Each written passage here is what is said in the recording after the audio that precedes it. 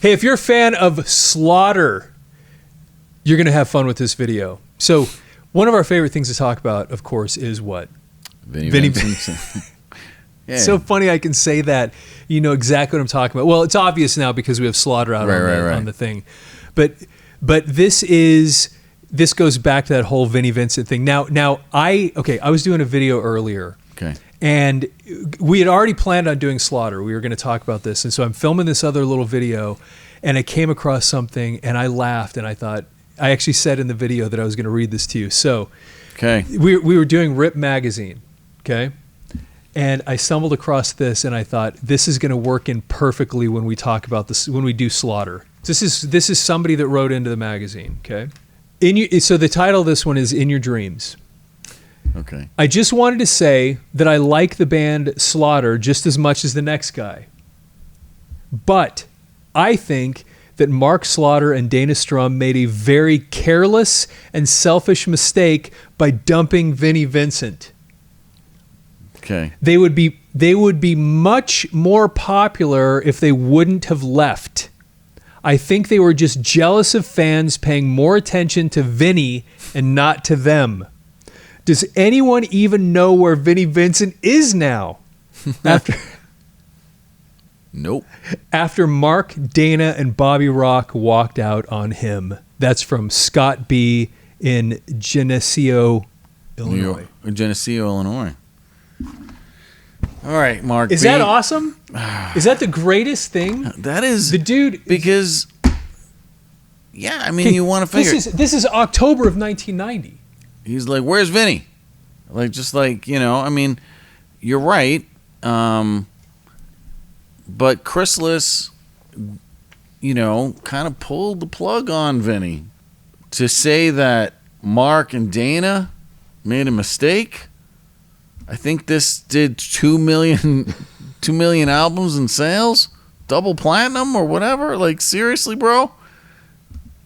History says otherwise. That's why I thought you'd get a kick out of it. I do find it funny. Because there's people that are passionate about Vinnie and what he's doing. And, dude, nobody more than us would love to see Vinnie put out something else. Or waited how many years? 30-plus years? Sorry, I'm like math challenged to kind of go there. But, yeah, if we're talking 1990, 2000, 2020, 35 years later, I'm still waiting for the next album. So who's got the last left? These guys put out at least 3 albums that I know, plus the Slaughter Stick It To You live, because this was so hot, they just did a live version of it. Bam, there's more sales.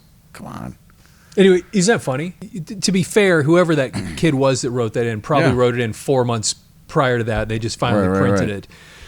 And by the time that had rolled around, they were huge. Yeah. And see, that's the thing. When I remember, and I've talked about this so many times on this channel. That was October, right? And this came out in January. Yeah, October of 1990. So this was, and this came out in January 23rd of 1990. So not even a year into it. I like Slaughter as much as the next guy, but they blew it. Leaving Vinnie, they'd be so much bigger if they had Vinnie Vincent. No, they probably are laughing all the way to the bank. I mean, they still are playing. Like, they still are out there doing stuff. It's such a fascinating thing to think about because that is where Slaughter came from. Was, Vinnie Vincent was on Lick It Up. Actually, he played a little bit on Creatures of the Night. Lick It Up, part of Kiss.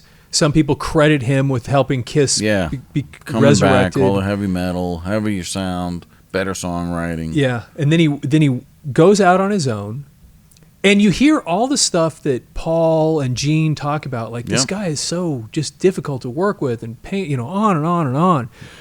Goes out on his solo career, and then his solo career is over the top. Everything, everything is too extreme, all the way, up to 11 and beyond. I'm wearing pink, because of Vinnie, because I know we were doing Slaughter. Slaughter, we were doing Slaughter today. Got the pink going. So then the tie-in goes deep. Exactly, right? And then so he loses the first singer, brings in Mark Slaughter. Dana Strum was with him from the beginning, with Vinnie. And then And Dana, they toured. So from Vinnie Vincent Invasion, Mark Slaughter came in because Robert Fleischman didn't even make it on to the tour. So is it Vinnie? Is it, But then you got Mark. Then they put out All Systems Go. Tour on that. I think they were opening for a fairly decent tour, Alice Cooper or somebody. And then, Mark tells stories on how belittling and how tough Vinny was with him, and he's like, this will be the last show you ever do. I mean, just talking, you don't talk to anybody in your band like that. Surprised Vinny was upright after telling Mark that. Mark should have kicked his butt right there and said, let me show you. I mean, not that violence is the answer. I'm not promoting that. I'm just saying, as a band, come on, man, you're not talking to me or anybody like that. But that just shows you. So these guys said, I'm out. And I think the lore, the truth, whatever you want to kind of go with is whatever next album, number 3, was coming, they're overspent, whatever. And Chrysalis just said, you know what? You guys seem to have a good thing going. We'll just take the contract. Because remember, when we did All Systems Go, not All Systems Go, Vinnie Vincent Invasion, he signed some crazy 5-album, $10 million. What's fascinating about this is like he'd had one of the biggest record contracts anybody had ever had, which just surprised me so much because he wasn't that great. He was cool and he had some good stuff, but to get that kind of backing from a record company, like who was driving that record company? Who was behind the wheel that they made a decision like that? Yeah, they're fired. For sure. Yeah. I mean, because now you're taking that. But the thing is, they really didn't pay out on it. Whatever they did, they got some of it back because all of us kind of bought it. But then here's not even 3-4 years later, you got a split in the band. They're fractioned.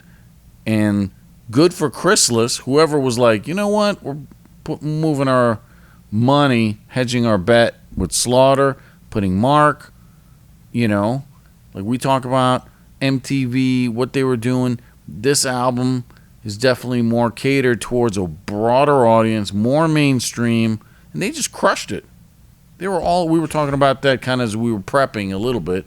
It's like, you remember when this Up All Night was just all over MTV, all over the radio, and then when Fly High to the Angels, right? Fly to the Angels came out, dude, that was game over. Done. But when you look back at Chrysalis is going, whew. Yeah, exactly. Dodged a bullet. That was awesome. Good money move. But it was... You're promoted. Exactly. You're promoted. Good move on that. Good money. But it's funny because it was almost so obvious. Because Mark Slaughter, when you look at Vinnie Vincent Invasion, Vinnie Vincent was not only, you hear all the stuff about how difficult he was, but he was just like, everything about him was just odd. And then, but right in the middle of that band, you've got Mark Slaughter, who's this really, he's a really good-looking guy. Yeah, he's a perfect front man. And he had this great, unique voice. So he's appealing in so many different ways. Sure. That they got to be looking at that going, it was almost at that moment going, hey, wait a minute. Are we putting our eggs in the wrong basket? Him? Wait, why yeah. What about him? His track record, not so good. This guy, fresh young, I don't even think... Was Mark 21 when he sang for Vinnie Vincent Invasion? Maybe by the time they're doing this, he's in his early 20s, let's just say. Dude, young stud, fronting the band, charismatic. He interviews great, well-spoken. You're going, I'm going with that guy. Yeah. And Dana Strum, who we know he's got kind of legendary status in L.A. That's behind, his legend's great. With introducing Randy Rhoads to Ozzy and Jakey Lee, like he's kind of a big deal. So he's sticking with Mark. That's good. And look, and they're looking across the area and they see somebody like Kip Winger, who also is this really good-looking dude. That was kind of the time. And then you go, dude, Mark Slaughter. Again, he seemed like that same kind of thing. But probably 10 years younger than Kip. And he was so, and then getting to what you were just saying a second ago, Up All Night, it's kind of, it's funny because all this stuff, kind of rewind, step back to Kiss. Right. And Up All Night, Sleep All Day is kind of one of those anthems that Kiss would have come up with. Yeah. Rock and roll all night, party every day. Right. Up all night, sleep all. It's not the same idea, but I remember the first time I heard Up All Night, Sleep All Day, I'm thinking to myself, why does that sound to me like? Yeah. And then this was before I'd really put all some of these things together. So anyway, it's to me, it's a great song. It's it is anthemic, dude. It was playing all the time, and it was. I mean, that's what we were wanting to do and living that life. And we were up all night trying to hold down a job while we're trying to stay awake all day, right? I mean, we were all there, right? Yeah. So, but then the song that really sold me on the band, because honestly, I know I really didn't like much of what Vinnie Vincent did. It was too much. I don't know what it was. I just didn't get it. It was just too much. Yeah, it's kind of hard because it was kind of more of I look at All Systems Go with Mark, and it's more like a shotgun. I mean, there's parts of it I really like. There's playing on it I love. But there's songs that are really great. There's ballads on there. There's, and yet it's too broad, where you can't be like, you can't pin them down, which maybe was the appeal for some people. But to get sales, it's a lot easier to be like, this is a predictable, maybe a more, hey, this is polished. But your audience, like you said, it's too weird. You go to something like this, more mainstream, the radio's playing it, your look is more mainstream, fits in with pretty much everybody else, and away you go. It's interesting. And easier to deal with. Come on. Yeah. I mean, it's like saying, you're going to go with the weird freaky chick, let's say we're dating, right? Yeah, the weird freaky chick, she sure could be a lot of fun, but man, she's a pain in the butt, hard to deal with. Or I can go with the pretty hot chick that's easier to get along with, well-spoken, good to hang out with. Mom's going to like her. Seems kind of cool. Not as eccentric, but more mainstream. Right. I'm going to go here. Yeah, it's just a better win. Okay? Indeed. Maybe not in the short term, but in the long term. And I think going back to that article, yeah, Vinnie was hot minute, great, right? But Mark was just a better long-term play, and Chrysalis knew it. Yeah. At some point, they knew it. They figured it out. This is it was such an interesting, because it's one of these old Carnival things. Because you can see the Ferris wheel in the background and the lights, the big tent, and that kind of thing. And we'd all seen things like, I've never seen one in real life. But that was kind of one of those things at carnivals, is they'd have the girl spinning on the wheel, and then they'd throw the knives, and anyway, so that's all this is. But what was kind of fascinating to me about this was that they went out of their way to make it look a little bit run down, because they've got the lights that are burned out, just those little subtle things. It's a really cool album cover. That it really and it has this cinematic lighting coming in from the side, and anyway, there's something about it. And then they have Stick It To You written around which is the name of the album, obviously. But it was just kind of a cool thing, because it's kind of this throwback to another time when they had these kinds of things. Yeah, to me, I thought it's like risky but fun. Yeah. It was kind of like, got the pretty girl, but I'm gonna throw knives at her. Like, scary what the hell? at the same time. Yeah, exactly. But yeah, I do. There is that fun piece. Imagery. Yeah, I'm gonna go have fun. But isn't that what a lot of the music is about? Yeah. I mean, and that's what this album definitely to me was kind of that. And from an artistic standpoint, the balance of the kind of the muted colors, but the cinematic lighting against this, because really this is divided up into two pieces, and you have this side, and then you have this side. You have the light with the color, and then you have the darkness over here where you're looking off into the distance, and then then of course I thought, do with with it whatever you want to. I thought the way they put it together was whoever the artist was did a spectacular job of capturing not just the moment, but from an artistic standpoint, balancing it out. Yeah, it's really well produced far as that, the cover. And what's the back look like? Let's flip it over. Because on the back, the photograph that they got of these guys. It's really cool, too. It's kind of similar. It has that same, the cinematic feel where you have this light source. I mean, because look at that. The light source that they have coming in on them, it has that same kind of thing where left. you have, it's so cool. Because, almost like a sunset. Because what's so interesting about pictures like this is you really, honestly, you can't even see. You don't see part of their faces even. Right. You can't see his hair. And it's this intense shadows. I love that kind of thing. I mean, I do some photography, and I when I can capture that kind of a look where half of the image you can't even see it, anyway, I just loved But think about like how many straight on, I'm out in the sun, got the wind blowing in my hair. Like that's been done 1,000 times over by 1990. Yeah. Right? So this is kind of taking it that next step, which I feel this album does on a lot of different levels, from the artwork and the production of how this is put together. Obviously, they are marketing these guys. It's not the Vinnie Vincent Invasion. We are Slaughter, taking the name from Mark, great. But we are a team. We're all for one. We're in this together.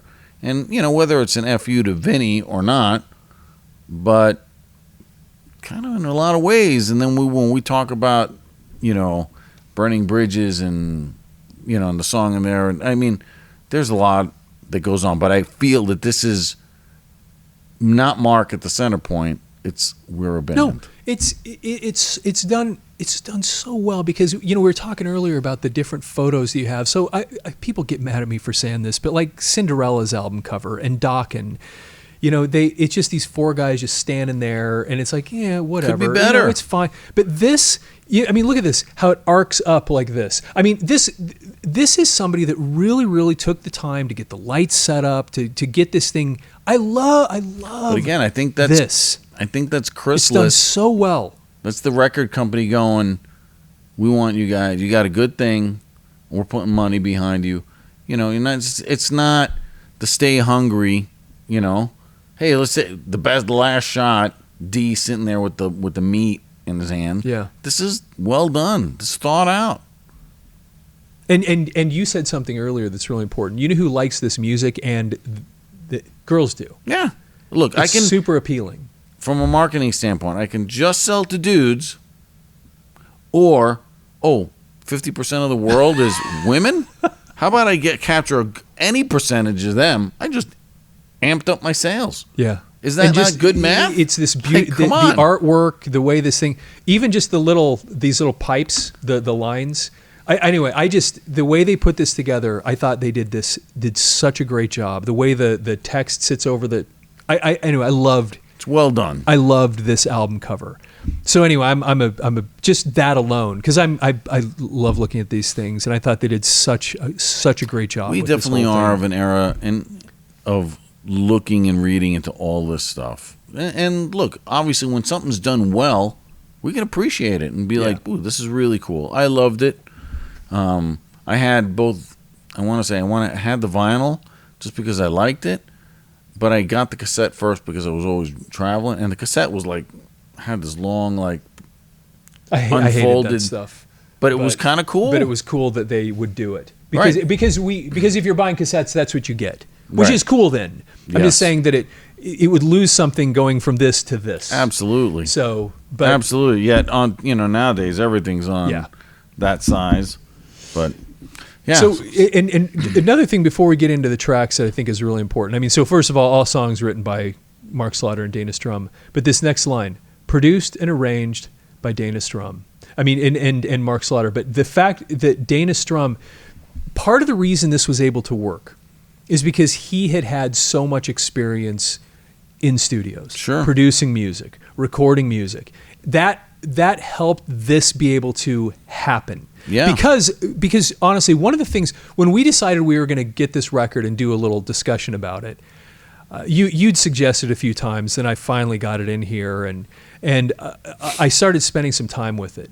because I'd only listened to it kind of sporadically over the years, kind of surface level. Yeah, and when I really started digging into this, I realized that the production on this thing is amazing. It's done so, whether you like the music or not, the tones, the way it's organized, some of the little things the little subtleties that were put in here.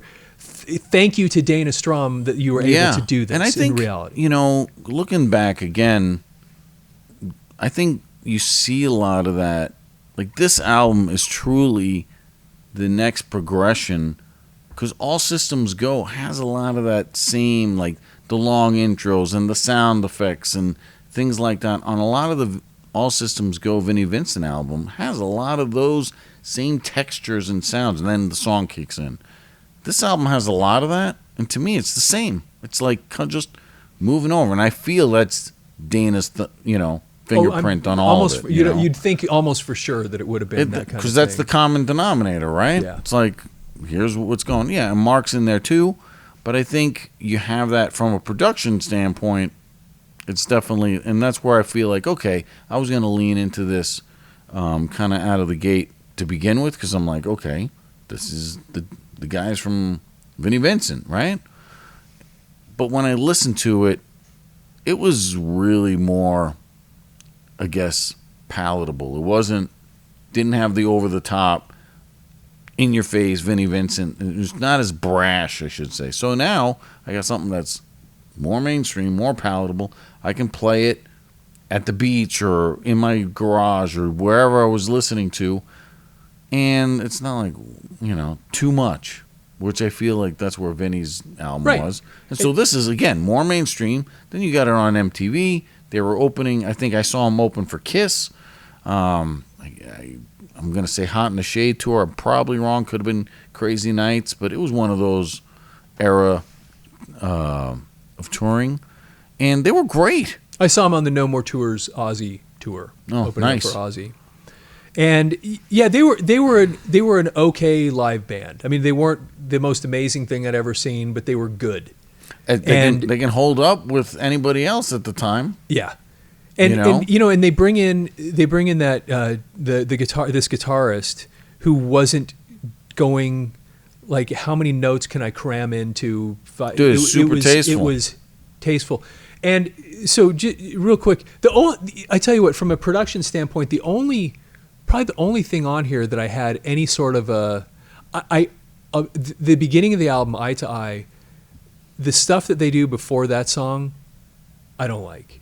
There's just something about it because when he starts singing, I mean, it's great, but the little intro that they made to me is like, it actually turns me off. I don't like it at all. But then when they kick in, I love it. But that was the one, to me, the one misstep. But who am I? I'm just saying that for me, when I put the album on, I'm listening. I go, "What is this?" For Robert John's personal taste, hey, why the long intro with the sound effects? And it was the mute, because there's actually a little. I can't remember how it goes, but there's this little pattern, and I just didn't like it, and it was nothing like the song. It was like random noise almost. Yeah. But then when Eye to Eye kicks in, and you hear his voice the first time, you just go, "Dude, he's so good." Now I don't love this whole album.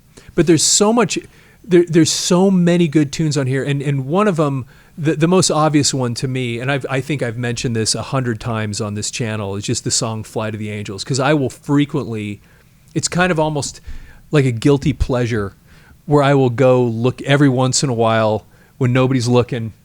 It's like, man, I'm going to listen to Fly. Yeah, and I'll put the video on, and part of it is, Mark Slaughter is this good-looking dude. The guitar tone that he starts out with, the way he sings, the little slides, they have almost like that bird sound, the way it does it.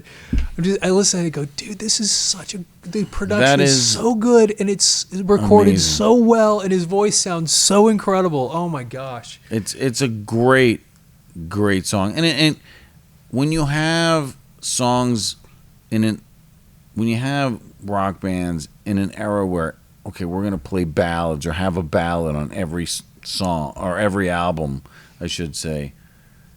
And then this one comes out. It's like next level. It's like so good. And is it just a slow song? No, it's just a great slower It's just a great song. tune. Yeah, because so You know? so I think I told you once I met I can't think of his name now. I'll think of it in a second. The keyboardist for Autograph. I was playing a show in Idaho and I met him at a party. One of the things we were talking about, I remember this distinctly because I thought, you got to be kidding me, man. He was talking about some band he was working with, helping them write their power ballad. And I thought to myself, that's really like it's a requirement. Like everybody has to have a power. And so which turns me off. Like, you got to force that. This is so stupid. So a lot of those power ballads were kind of like, here it comes, our slow song. It's forced into the thing. But this was this was like, no, this is just an excellent piece of music. And it's great. And here it is 35 years later, and it still sounds amazing. Fantastic. It's, you know, it's up there with, I would say, with any classic rock song from, you know, years before that you're like, I'm playing, it sounds great today. I think Fly High to the Angels is as good. The video is still good. Yeah, I'm glad you think so. It is. Yeah. They have the kind of the footage of the old time stuff. It does. To me, it does not feel. It's just. It was so well done. Everything about it. You know, what do you guys think about that? I mean, as fans, yes, I think some of this has not aged. I mean, a lot of the songs here I do like. You want to go through the track list? Yeah, but I don't think any of the rest of these tunes are even in the neighborhood. Oh, no. For me, not even close. No, that one is so great that the rest of them are like, they pale in comparison. But Eye to Eye. Yeah, it good kicks song. off the album well. It's got some power, and his voice. Yeah, I don't know. He's really, really unique that way. The second song, the Burning Bridges one, is kind of like, is it a kind of like see ya Vinnie, we're done, right? And that whole, what's he say? Well, no, you're waiting. You want to play another solo? Not here, pal. man. Yeah, not here, pal. And then he makes to the a record company, because maybe that is a tongue in cheek to Vinnie to be like, you forgot your wallet. Yeah, you can when you hear all the things that everybody said about Vinnie Vincent, you can go, I bet you this isn't made up. This is coming from from it out there deep down. So I mean, good to them. Obviously, Up Burning All Night, Bridges, Spend My Life. It's basically the most. Girls were probably going gaga, and it was one of their singles, I believe. Spend My Life. Yeah, it is kind of one of these like cheesy. I bet you songs. I bet you. Maybe nobody watching this show right now, but I am sure that there have been people back then that played that song at their wedding.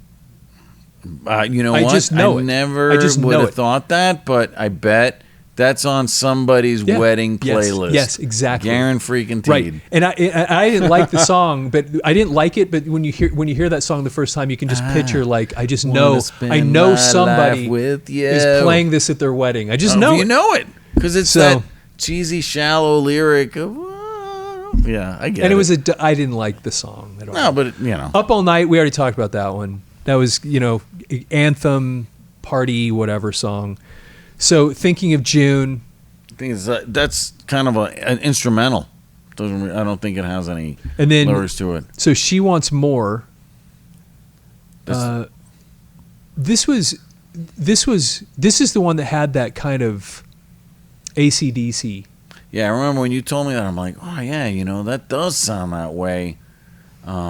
It does. If you go back into the early AC/DC stuff, Bon it Scott definitely era. has that Bon Scott kind of a feeling to it. For sure. So then, of course, Fly to the Angels we already talked about. Mad About You.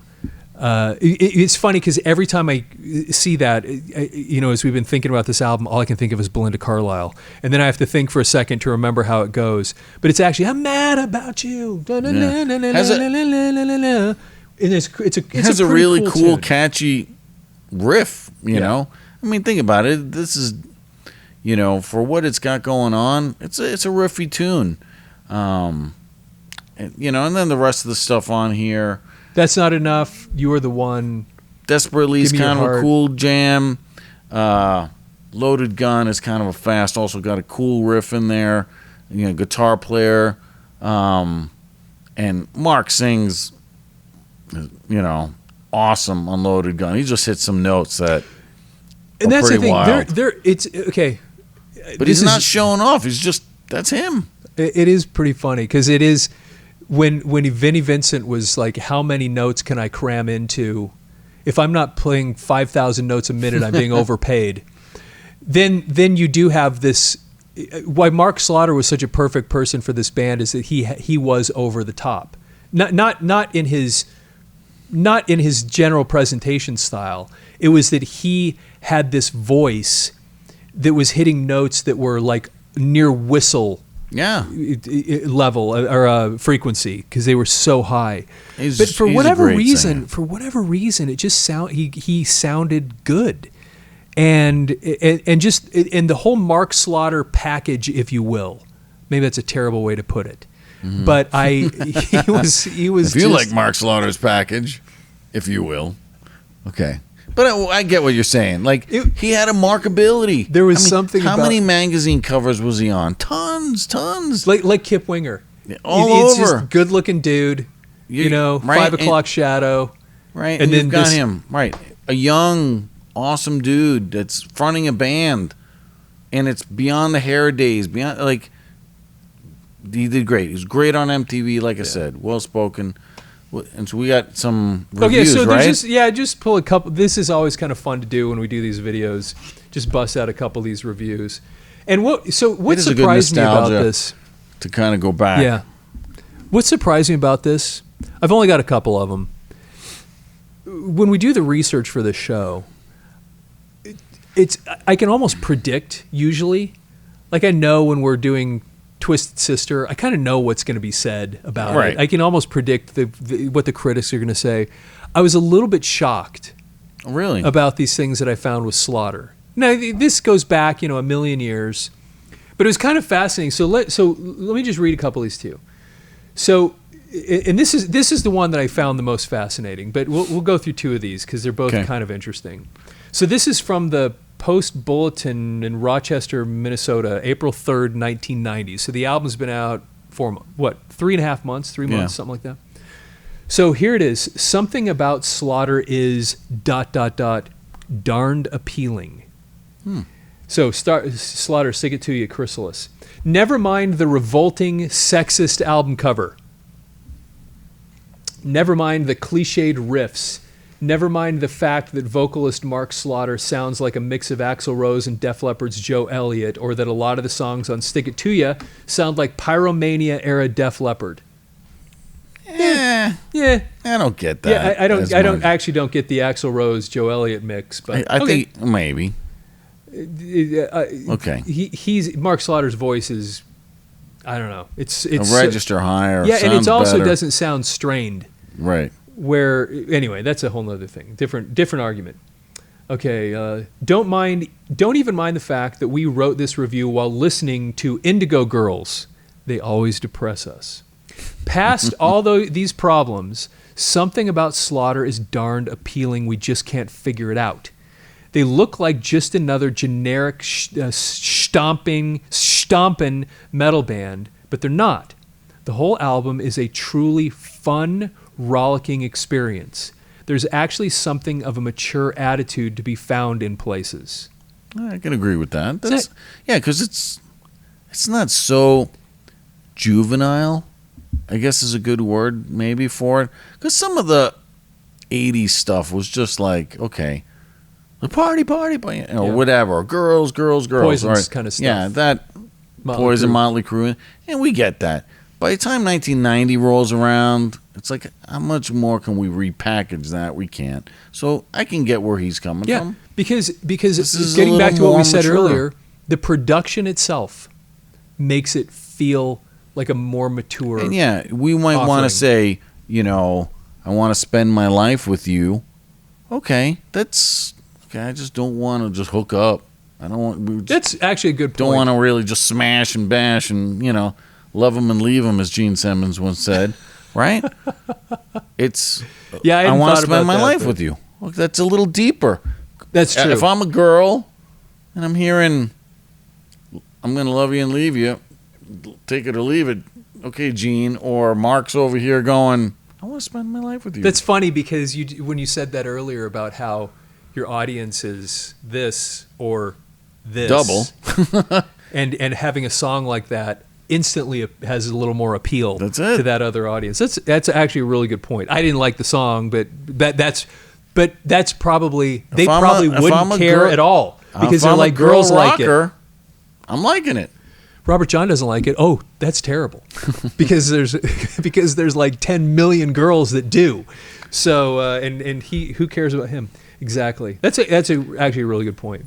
I mean, from a money perspective, girls' money just as green as boys' money. Yeah. If I can double the amount of money coming in, it's a good business move. And having played a lot of shows over the years, I much prefer playing to a room filled with females than I do with men, to be honest. Yeah. So anyway, okay. So it goes on here. Two of the songs, "Fly to the Angels" and "Thinking of June," are written in memory of friends of the band. Let's see here. The last song, "Wingin' It," is pretty funny. Winging it. Now, and that's the thing that I thought was. I remember reading this as we were talking about the track list earlier. I was like, I think something is. Did you even listen to the album? Yeah. Right. Wait, are we talking about? So, but actually, it's funny because a lot of these reviews, we find they'll have something that's like, what the heck are you talking about? Yeah, totally not right. So he's I mean, we're almost. I don't know. Loaded Gun. Must be referring to a Loaded Gun, and maybe that's a lyric in there or something, and they're just whatever. Okay. No, I don't think so. In case you can't tell, this is probably the most frustrating review we've had to write because this is a fairly good album, and we can't figure out why. Maybe you can. To launch our new rating system, we give Stick It To Ya a fully peeled banana. All right. Anyway, that's kind of funny. All right, so that's the first one. All right, so here's the next one, and this one actually, one of the reasons I looked at this one is because it's from the Salt Lake Tribune, which is actually from the state that we're in right now. All right, what do they got to say? So I found this interesting. This one's from September 14th of 1990. Okay, a couple more months. So by this time, the album's picking up steam. So this is, yeah, exactly. And this was interesting to me because this was part of a review that they were doing of 3 albums. And this is I was kind of thinking, this is what got me thinking about Winger too, because they were reviewing Kisses Hot in the Shade, Slaughter, Stick It To Ya, and Winger in the Heart of the Young. So this is one of the reviews that this newspaper did in the second one. So here we go. Not much separates Slaughter's debut release from the plethora of hard rock albums produced by Bon Jovi wannabes, except an uncanny knack of putting a new twist on the ordinary. Stick It To Ya has the required mix of speedy songs and touching ballads with a spattering of grunts, laughs, and squeals from lead singer and guitarist Mark Slaughter. The album has produced 4 hits, including the party anthem Up All Night, and the semi-ballad Desperately. What puts Slaughter, again, this surprised me so much that we had these reviews where they were actually being kind. I wasn't expecting this. It's impressive. What puts Slaughter slightly above the rest is a good blend of unique vocals supported, not overshadowed, by guitar, drum, and bass work. Fly to the Angels is by far the album's best track, and songs like Thinking of June and She Wants More follow suit by setting aside the overused electric guitar solos so prominent on other hard rock records. Slaughter could have foregone the annoying talking sequences. So, depending the day, sometimes I kind of feel that way. On Burning Bridges and She Wants More, but loses little of the overall luster of Stick It To Ya by doing so, and that's the end of that one. And so it surprised me because like I said, I was when I went to look these things up for the show, I just thought I know where this is going. Thumbs down, 1 star. I for some reason I just expected that, and then I read a couple of these things. These people are like, it's almost reluctant. Like, I hate to say this, but it's pretty good. Yeah, I like it. But there's some good stuff in here. Well, I mean, when they're talking about like Fly High to the Angels, just like we said in our kind of take on this album, it's good. And so, coming from the era of flashy guitar, all that kind of stuff. I mean, Guns N' Roses already hit the scene, and now you have kind of more of this like the Guitar Hero era was kind of, in a way, going away. It's more of a band feel, right? I mean, when you look at classic bands like Aerosmith or other bands, it's not, you don't go, oh, it's the Joe Smith. It's the Aerosmith, Joe Perry band. No, It's just Aerosmith. And I think that's kind of what they were going for, is more of like, we're a cohesive unit. We are a band, first and foremost. And, and I think in 1990, when they were releasing this, it gave you that more a cohesive feel, instead of, Don Dokken over here, George Lynch over there, and we're duking it out, and whose band really is it? No, I think coming across, especially with the history as we've covered, getting to this point is like, no, we're a band united, putting out good stuff, and good written songs, catchy songs. When you fill it in now with people that don't, I mean, just again, look at this compared to the Vinnie Vincent Invasion, and it's just, it's normal. Mm-hmm. It's not anything that's crazy over the top, and there's nobody like, when you look at the Vinnie Vincent Invasion, you got the monster, you got the Vinnie Vincent. I mean, everybody's over the top, and almost like, hey, look at me, right? And this is a unified getting front. To what you just said. This is the opposite of that. This is correct. 4 guys, and you bring in a guitarist like him. That's like, you know what? I'll play what's right for the song. I'm happy to be here. I'm here to be in a rocking band, a great band, and I'm going to play what's right for the song, and no more. And then that's it. And it's going to be good, solid rock and roll. Look at, we talked about that. Bring that Rip magazine. Okay. Just put it on top here. Let's look at, here you got Slaughter on the front cover. Yep. Right? Flirting with superstardom, because, again, you don't know how many bands you kind of look at their picture and you can kind of figure out who the lead singer is right away. That's true. There's a lot of them it's like, have that. I'm the focal point, In this picture here, it's or they're all trying to be the focal point. Right. It's an ego battle. Yeah. It seemed like they purposely went against the grain there, and so good for them. Yeah. You had that from the article that you read in the beginning, but it's good stuff. Yeah, I thought it was pretty interesting. So anyway, it's fun to talk about this because this goes back to college. Yeah. And I remember seeing Fly to the Angels when that was on MTV. It was on MTV. Yeah. Like I think they passed a law or something that MTV had to play it every third song or something. It was crazy how often. Dude, I remember. Going back to college. We were hanging out at that time, and I remember it was on a lot. And every other time, it was like Rico Suave. Oh yeah, dude. Yes, that's right. Oh my gosh, that got played out Rico so Suave. Much. Oh my hell. Ridiculous. Meet my parents. They're gonna love my appearance. Oh, Rico Suave. That was great, dude. I remember like being in the house that we were hanging out in at the time. I think you were living there, and we'd have MTV on all the time, and it was like Fly High to the Angels, all that kind of stuff. And then every once in a while, that freaking song would come on, just drove me nuts. If you're a Rico Suave fan and you are subscribed to us, what are you doing? Gerardo. Gerardo. I remember that. One hit wonder, man. Yes, indeed. That I know of. Funny song. I'm not a Gerardo fan, but that was definitely a timestamp because it was during that same time. It was. That's right, dude. But that just shows you that also just shows you, and just that brain memory, that the crossover appeal of if you're having Fly High to the Angels in a rock band and then like a pop song like that coming on. They were crossing over hard. Definitely more mainstream than, as opposed to what the guy's article said, more mainstream than Vinnie Vincent could ever be. True. Still to this day. It's true. Great stuff, man. Yeah, indeed. Hey, thanks for taking the time to watch this video. Please follow the channel if you're not already following the channel. Give us your feedback. What did you think of this album? What was your favorite track? Did you ever see them in concert? And what did you think of this as compared to Vinnie Vincent? Did you like the Mark Slaughter package? The Mark Slaughter package, the Oprah. Oh, man. Yes. And like the video, share this with your friends, and, of course, have yourself fantastic.